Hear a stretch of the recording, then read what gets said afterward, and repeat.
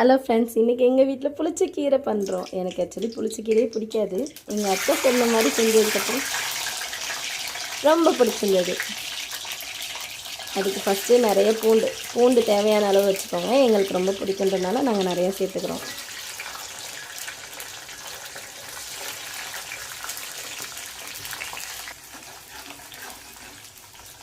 நாங்கள் முன்னாடியே புளிச்சக்கீரையை மட்டும் எடுத்து குக்கரில் வேக வச்சு எடுத்துருக்கோம்.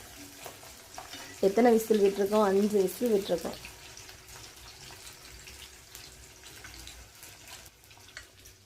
இதுதான். இதில் தண்ணியை வடிகட்டி எடுத்து வச்சுக்கணும்.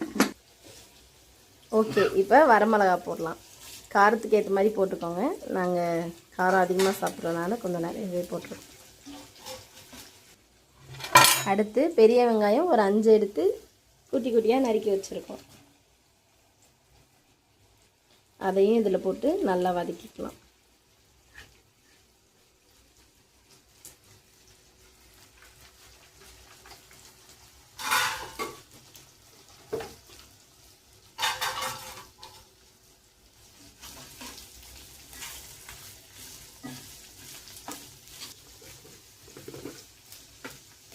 வெங்காயம் சீக்கிரம் வதங்கிறதுக்கு கொஞ்சமாக கல் உப்பு போட்டுக்கலாம்.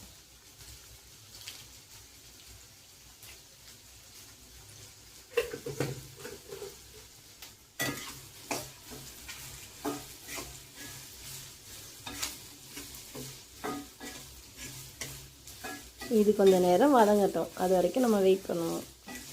ஹலோ ஃப்ரெண்ட்ஸ், இன்றைக்கி எங்கள் வீட்டில் புளிச்சக்கீரை பண்ணுறோம். எனக்கு ஆக்சுவலி புளிச்சக்கீரையே பிடிக்காது.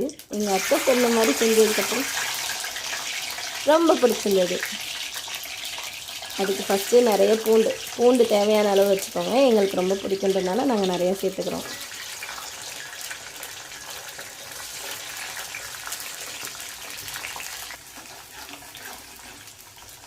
நாங்கள் முன்னாடியே புளிச்சக்கீரையை மட்டும் எடுத்து குக்கரில் வேக வச்சு எடுத்துருக்கோம்.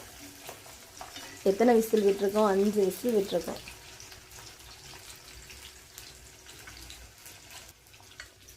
இதுதான். இதில் தண்ணியை வடிகட்டி எடுத்து வச்சுக்கணும். ஓகே, இப்போ வரமிளகா போடலாம்.